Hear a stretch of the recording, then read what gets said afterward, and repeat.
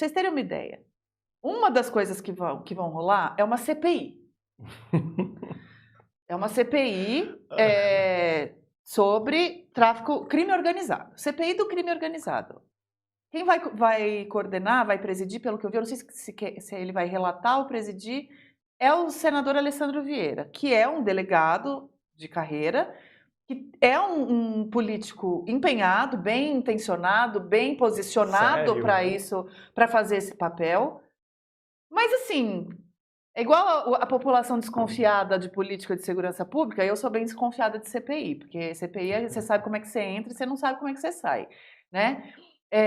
Isso é uma coisa. A outra coisa que vai ter tem um projeto de lei que equipara facções a terroristas, que o secretário de Segurança Pública do Estado de São Paulo, Guilherme Derrite, vai sair do cargo para ir relatar este PL na Câmara, certo? É um projeto de lei que interessa principalmente à direita, que tem o discurso de que somente fazendo essa equivalência o Estado consegue combater o crime organizado. Não sei o que mudar de nome e de categoria do crime organizado vai estruturar de política imediatamente depois. O que eu sei hoje, de antemão, é que é a fórmula pela qual o Donald Trump encontrou para bombardear barco da Venezuela, chamar de terrorista, não é verdade? Nem isso a gente vai fazer. Não vai fazer. Então, assim, isso é estruturante? É isso que vai mudar a forma como a gente vai combater o crime organizado no Brasil? Não me parece que seja a solução. Não existe também uma solução mágica, né, Magno? A gente está aqui falando... Mas, enfim, tem o projeto de lei antifacção, que o governo federal também estava lá, o Ministério da Justiça mandou para a Casa Civil, estava ainda na Casa Civil, parece que ia mandar ainda essa semana, ainda não mandou, talvez mande na semana que vem e tal. As pessoas não estão discutindo a sério. As pessoas estão fazendo política eleitoral. Os governadores estão fazendo política eleitoral. Eu só acho que você oficializar um consórcio de governadores num assunto desse grau, num momento de crise como esse, um dia depois do anúncio de um escritório para combater em conjunto com o governo federal.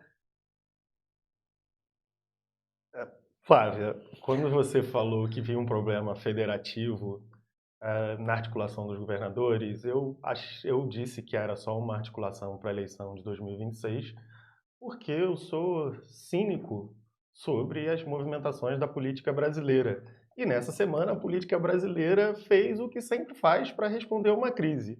Os governadores montaram um grupo de trabalho, o Congresso Nacional propôs uma CPI e depois estão discutindo projetos de lei que aumentam penas, porque se você iguala as organizações criminosas a terroristas, você tem um aumento de pena, que é exatamente o que a política brasileira faz sempre que nós temos um problema que não conseguimos resolver. A gente faz uma maquiagem. O problema não é só que a pena para os criminosos é pouco. O problema é que a gente não prende os criminosos. Pois é. Que no Complexo do Alemão há 1.500 caras armados lá, a qualquer dia da semana.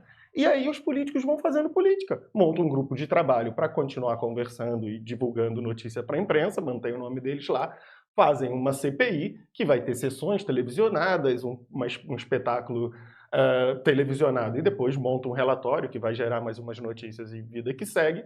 E é isso aí. Aprova o aumento da pena, chamamos agora os caras de terroristas, e você presta contas para a população, você filma um Reels lá no seu Instagram, aumentamos a pena. O problema não é esse, o problema é que os caras estão de fuzil no meio do Rio de Janeiro.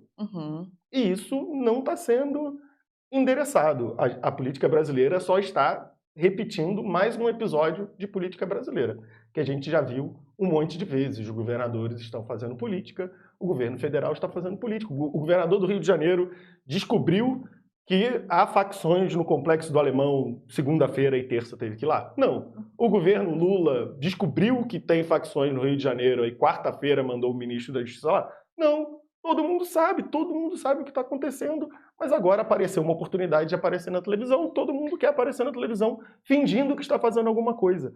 Eu sou bastante preocupado com a centralização de poder em Brasília. Brasília centraliza poder, a gente é uma república federativa no nome, centraliza poder, centraliza dinheiro. É por isso que os governadores precisam ir a Brasília com o pires na mão atrás de recursos, é por isso que os prefeitos precisam ir em Brasília atrás de recursos, porque Brasília centraliza a arrecadação e depois distribui um pouquinho para os governadores e para os prefeitos.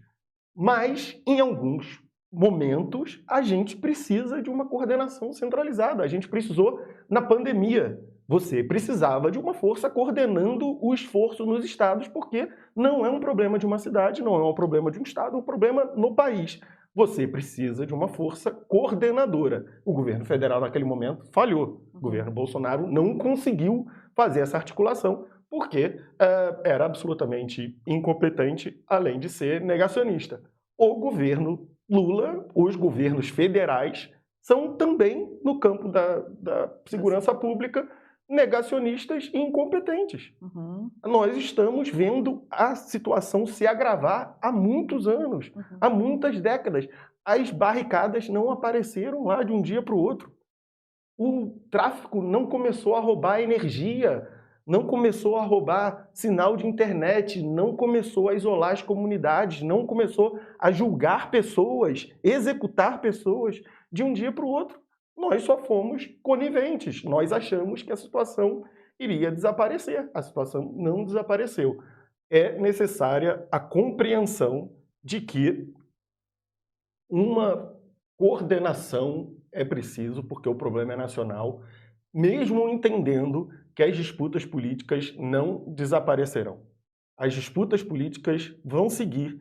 É natural, quando tem uma PEC em discussão no Congresso, haverá interesses puxando para cá, haverá interesses puxando para lá, e é por isso que o processo de uma PEC é longa, uma tramitação longa, você precisa amadurecer o texto da PEC da Segurança Pública precisa ser amadurecido.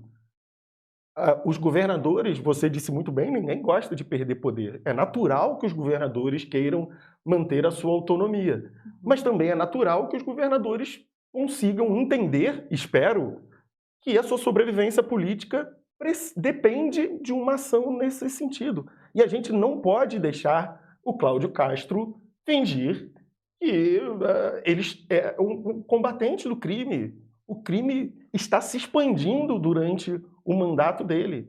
O crime está ganhando poder.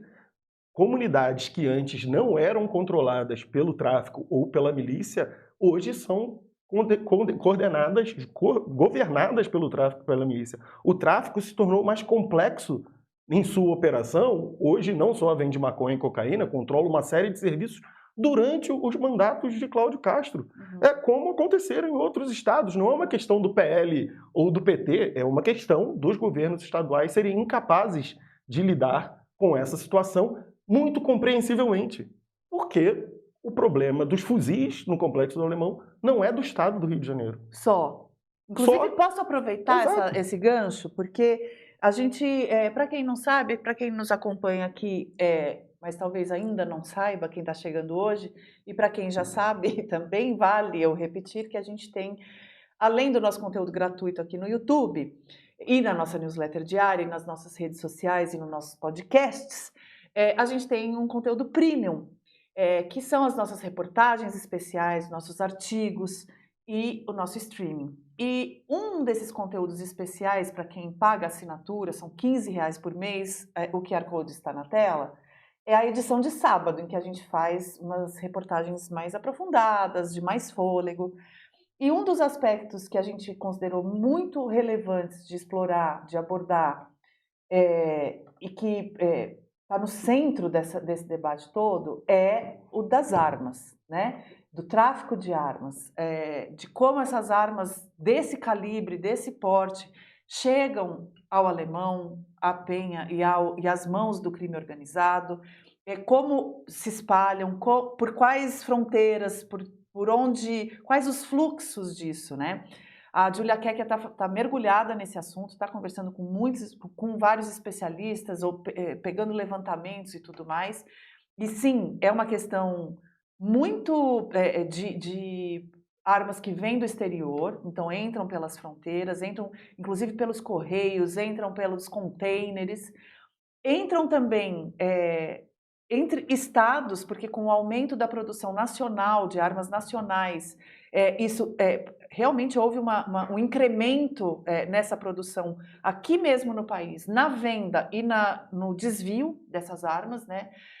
E existe um processo já bastante relevante de fabriquetas de armas clandestinas que se aproveitam do seguinte, de um mix disso. Então, pegam uma arma de mais baixo calibre, compram peças avulsas, né, de outro tipo de arma, e aí pode vir tanto do exterior quanto de outros estados, e adaptam para essa arma ficar mais potente. Então, isso também é uma das camadas aí do tráfico de armas e da capacidade bélica do crime organizado neste momento.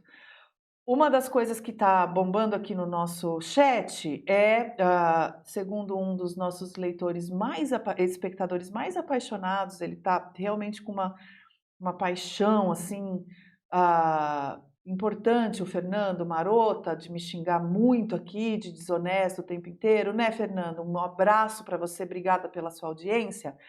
Uma das coisas que está pintando muito aqui é o fato de que muitos desses criminosos que foram mortos, e me parece que a maioria realmente dos corpos, o governo, a polícia do Rio fez o balanço hoje, mostrando que muitos deles tinham passagem pela polícia, tinham mandados em aberto, coisas desse tipo. E uma das coisas que estão rolando muito aqui no chat é o fato de que, poxa, mas não é que não prende, prende.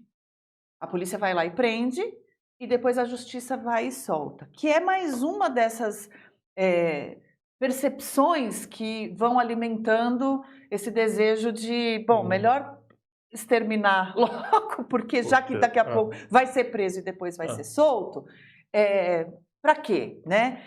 Antes, eu quero muito te ouvir sobre isso e sobre o papel da justiça nessa equação, porque a gente está falando muito de poder executivo e de poder de polícia, mas não dá para separar a justiça da equação, né? Aí já tem gente aqui falando que o Lewandowski já soltou chefe de quadrilha, chefe de crime organizado. Eu não sei de qual deles exatamente vocês estão falando, mas certamente se você for pegar qualquer um dos ministros do Supremo Tribunal Federal, eu desconfio que cada um tenha o seu portfólio de criminosos que eles já soltaram, porque existe uma coisa no Brasil que a gente não está muito querendo ouvir falar nesse momento, mas que é Estado Democrático de Direito. Existe simultaneamente, porque as coisas podem ser simultâneas, serem verdades muito desconfortáveis simultaneamente, existe também uma incompetência de muitos pedaços da justiça brasileira. Também. As coisas podem andar juntos, ou incompetência, ou existem juízes que estão cooptados pelas organizações criminosas também. Tudo isso é verdade ao mesmo tempo. Então, eu sei que deve ser muito gostoso aí da cadeira de quem quer só comentar ou desacreditar o jornalismo, né, como um todo, mas são temas bastante complexos, com muitas camadas, e a gente está aqui para isso, para tentar abordar todos eles, né? Se você chegou até aqui, é porque gosta do que a gente produz no YouTube. Mas isso aqui é só um gostinho do que você encontra no nosso streaming. E olha, a gente sabe, tem vários streamings por aí, mas vem cá, me responde uma coisa. Algum deles te explica por que a sua timeline virou um campo de batalha? Ou quais são as raízes verdadeiras do conflito Israel-Palestina? E ainda, o que aconteceu com a democracia brasileira nos últimos 40 anos, que trouxe a gente até a tentativa de golpe que condenou Bolsonaro e seus aliados? Os assuntos sobre os quais todo mundo tem opinião, mas pouca gente entende o contexto, eles estão todos no streaming para você maratonar. Quem conhece, aprova e não para por aí. A assinatura Premium ainda dá direito ao melhor da produção textual do meio, com 2 newsletters semanais exclusivas na sua caixa de entrada. Experimenta hoje. Entenda por que milhares de pessoas escolheram ser Premium.